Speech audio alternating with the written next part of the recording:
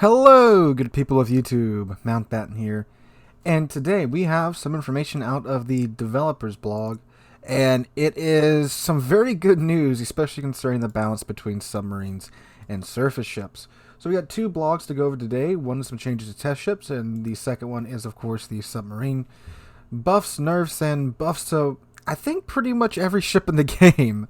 So we're going to go ahead and go through these in the order that they were released. If you wish to read along as I read aloud, or check out the blog for yourself, the links will be in the description down below. If there's any images in these blogs, I will put them in the video as I go over them. But let's go ahead and get right on into it. So first blog, the test ship changes. So ST 10.9 changes to test ships. We continue to adjusting the ships based on testing results. The changes will be applied to German battleships, Marlborough, Bearn, into some other ships. Several issues will also be fixed for other test ships. Please note all information, yada yada, preliminary yada yada website. Alright, changes to test ships. So the Prince Heinrich, which is the Tier 7 German battle cruiser. Base main battery firing range without gunfire control system installed. Reduced from 15.8 to 15.5 kilometers. Main battery reload time increased from 29 to 30. Ooh, that's not great for the Heinrich. Alright, the Z10, the Star Destroyer that we have at Tier 8. Main battery reload time decreased from 25 to 22.5 seconds. That's quite good. That's a 2.5 second improvement on the reload time. That's very good, especially for a Tier 8 battleship. Dang. Alright, the Schlieffen, the Tier 10, main battery reload time decreased from 28 to 27 seconds. So the Schlieffen got a little buff to its reload time, and it can take the reload module too. So, ooh, and it has 420mm guns. Ooh, that's quite good. Alright, the Gibraltar, the Tier 10 English supercruiser. Main battery reload time decreased from 14.5 to 13.5 seconds. She has 12 of the Goliath's guns. So that's a lot of HE that's going to be... Oh, I don't. She doesn't have HE. I keep forgetting that. That's a lot of shells that are going to be thrown at you with the Gibraltar. And they decreased her loading time. That's interesting. All right, the Bearn. This has the most changes in this blog. All right, so the parameters of bombers were changed. Number of bombs equipped increased from 1 to 2. Maximum damage of a bomb decreased from 6,300 to 3,600. You get 2 of them now. Arming threshold of a bomb increased from 30 to 36 millimeters. Fragmentation area of damage to submarines by a bomb decreased by approximately 2 times. Huh, so they nerfed their dive bombers quite badly here. Now they have to pass through 36 millimeters of armor to arm, and you get 2 now instead of 1 per plane.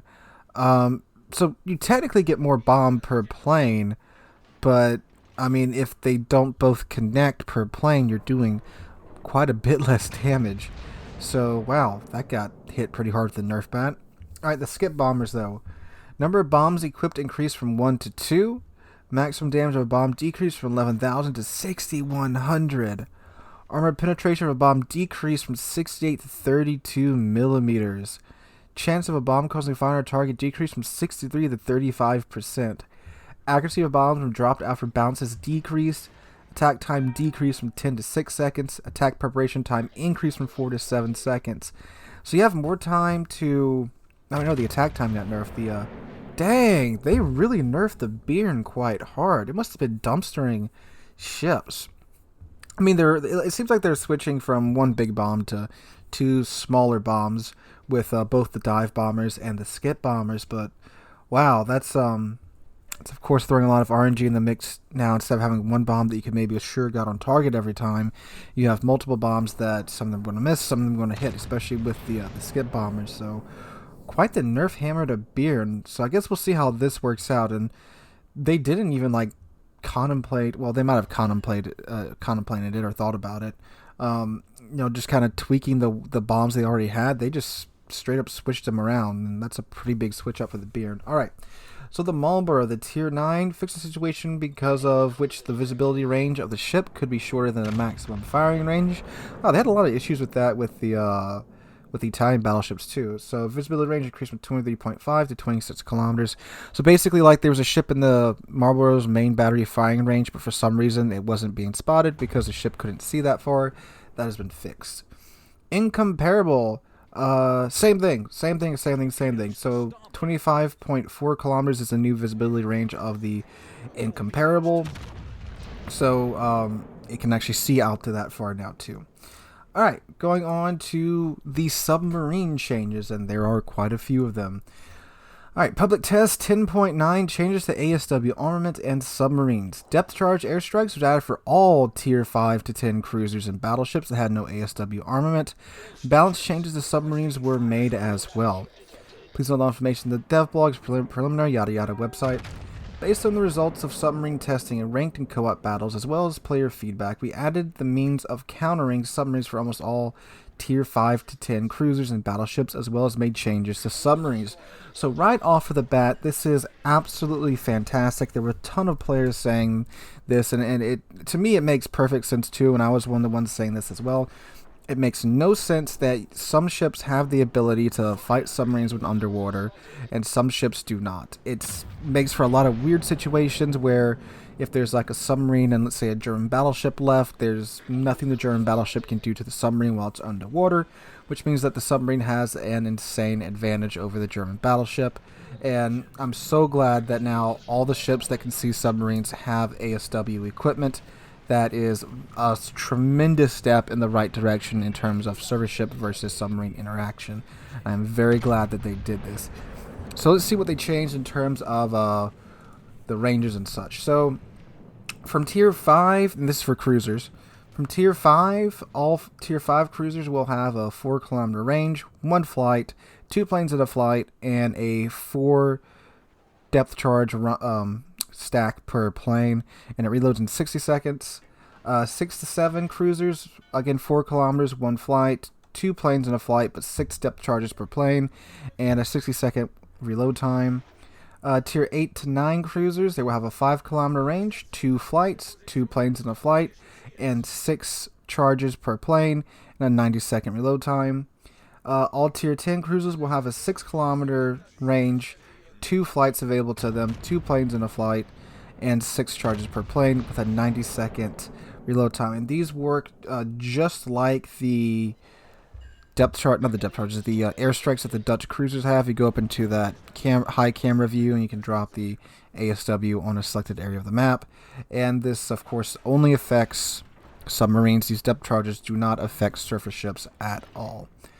Alright, battleships. Oh, they're different by nation here. Let's see. So at tier 5, German, Italian, Japanese, and British battleships will have 2 flights of planes. The French, the Soviets, the Americans, and the European battleships will have 1 flight. But they will both have 2 planes in a flight. The German, Italian, Japanese, American, Soviet, and Europeans planes will have 4 depth charges. The French and the British will have 2 depth charges. Everyone except for the British will have a 60-second reload time. The British will have a 75-second reload time. Like the British, I get why they have less depth charges in a plane on a plane because it's British battleships, it's British BBHE, which is probably quite good for dealing with surface submarines. But the rest of this, I'm not sure what their reasoning is, but it is what it is. Alright, tier 6 to tier 7 battleships, they'll have an 8 kilometer range. The Germans, the Italians, the Japanese, and the British will have 2 flights. The French, the Soviets, and the Americans will have 1 flight. Both flights will have 2 planes in a flight. The Germans, Italians, Japanese, Americans, and Soviets will have 6 charges per plane. The French and the British will have 4 charges. I'm not sure if maybe the French and the British depth charges do more damage. You would think they would mention that here, but okay. So then the German, Italian, Japanese, Americans, Soviets, and French will have a 60-second reload time, and the British a 75-second reload time. Tier 8 to 9, a 10 kilometer range. So the French, the Americans, and the American battleship split will have 1 flight. The Germans, Italians, Japanese, Soviets, and Americans, and the North Carolina to Iowa will have 2 flights. And the British will have 3 flights. Okay, wow, dang. British really stepping it up there. 2 planes per flight again. The French and the the UK planes will drop 4 charges of depth charges. Germans, Italians, Japanese, Soviets, American mainline will drop 6. And the Kansas to Minnesota, the split, will drop 8 depth charges. Good God. Alright. The French will have a 45-second reload time. Soviets, Americans, mainline will have a 50-second reload time. German, Italian, and Japanese have a 60-second reload time. And the British will have a 75-second reload time. And the Kansas to Minnesota split will have a 95-second reload time. Good God. Okay. Battleships at Tier 10, 11-kilometer flight range. German, Italian, Japanese, Soviets, and Americans will have 2 charges. The French and the Vermont, the American split Tier 10, will have 1 charge. And the UK will have 3. 2 planes per flight. French and British will have 4 depth charges per run. German, Italians, Japanese, Soviets, and the Montana will have 6, and the Vermont will have 8. France has a 35-second reload time. The Germans and the Italians and the Japanese have 60 seconds. The Soviets and the Montana will get 50 seconds. UK, 70 seconds, and the Vermont, 95 seconds. Whew! Oh God, there's premiums down here too. Oh no! Alright, for the Julius Caesar, 4-kilometer range. 1 charge, 2 planes, 4 depth charges, 60-second reload time. The Massachusetts and the Massachusetts B, Jean Bart B, and Musashi, they will have a 5-kilometer range, 2 charges, 2 planes in that flight, 6 depth charges, and a 90-second reload time. Thunder and the Ohio will have a 6-kilometer range, 2 charges, 2 planes, 6 depth charges per plane, and a 90-second reload time. Okay, so they decreased the maximum range of the airstrikes. At Tier 10, it was something like 13 kilometers. They pulled that back by 2. I think that's what they did for just about every tier. They pulled it back by 2 or 3 kilometers. Okay, so all Tiers 6 to 10 battleships and cruisers that receive the depth charge airstrike armament will have the airstrike modification 1 upgrade slot number 4 added.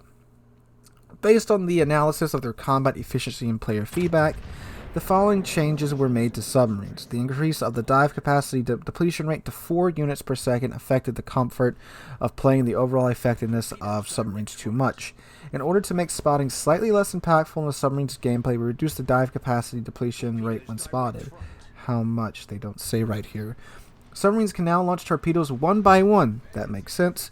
This will make the gameplay more dynamic and will allow you to control the precise number of launched torpedoes. In order to make the submarine still use sonar ping for better accuracy of torpedoes, we increase the width of the torpedo launch cone. So you can single launch the torpedoes now, but the cone is bigger, so they're not as accurate. So you still have to use the ping. Of course, you're going to want to still use the ping. Get freaking homing torpedoes. I don't think they had to do that to still make people use the ping. German submarines were behind U.S. subs in terms of damage dealt. In order to align the ships by this parameter, we increased the maximum damage or floating chance of German submarines' torpedoes. Oh. German submarines have torpedo tubes located mainly on the forend, which is more suitable for dealing damage from a long distance. In order to shift the gameplay of these submarines to a more long-range type of combat, we naturally increased their torpedoes' range. That makes sense because the Germans were, of course, not the main user of submarines in World War II, but they definitely put them through their paces in World War II. I mean, sure, they use it a lot. They use it a whole lot raiding the Atlantic convoys, but other nations had submarines, and other nations had quite large submarine fleets too, like the U.S. I'm not saying they didn't not use them more than anybody else. I'm just saying they were known for using them, because I know some people will jump all over me just saying that. All right, anyway, so it makes sense that the Germans now have a decently long range on their submarines because they were raiding convoys a lot during World War II, and they were really pushing the submarine technology to its edge, especially with the Type 21 that we got toward the end of the war. All right, so German submarines have torpedo tubes. Okay, I just read that. U.S. submarines, on the contrary, can be quite effective in close and mid-range combat, as they have torpedo tubes located both in the fore and aft ends. In order to push these submarines a bit more in this combat style, we reduce the range of their torpedoes. Depends on how much they decrease that by, because like the Cashshot had a 13-kilometer torpedo range, which was pretty nutty. So, oh, here it is right here. Changes the parameters of all submarines, so they added in the stats. Awesome. Dive capacity depletion rate when spotted reduced from 4 to 3 units per second. So not a huge impact there. It's toning it down by a quarter. So they'll be able to stay underwater for a quarter of the time longer than what they currently can, which, like, the tier 10s didn't really have this problem of being ran out of the dive time a lot, at least from what I saw, because they have the emergency battery reserve. At least the Americans do. I think the Germans did that well at some point in this test, to where you just have unlimited battery for 30 seconds. That could buy you enough time to get out of that situation for sure. So we'll see how this goes. It's not a major thing for me, at least, because again, once you find a submarine and you get to dropping depth charges on it, it's pretty impactful on them. So not a giant deal to me. Torpedoes are now launched one by one. If a submarine has silver torpedo tubes in the fore or aft end, they will now all now be displayed as a single torpedo tube, respectively. The torpedo reload principle wasn't changed. Okay. The width of the torpedo launch cone was increased 2.5 times. That's quite a bit. Change the parameters of the torpedoes and sonar ping. Alright, so the U-69, the torpedo damage was increased from 7,067 to 7,533. Flooding went up to 41%, and they increased the range to 11.5 kilometers. That's a bit better. The U-190, which is the Tier 8 German sub, the torpedo damage was increased from 7,467 to 8,633.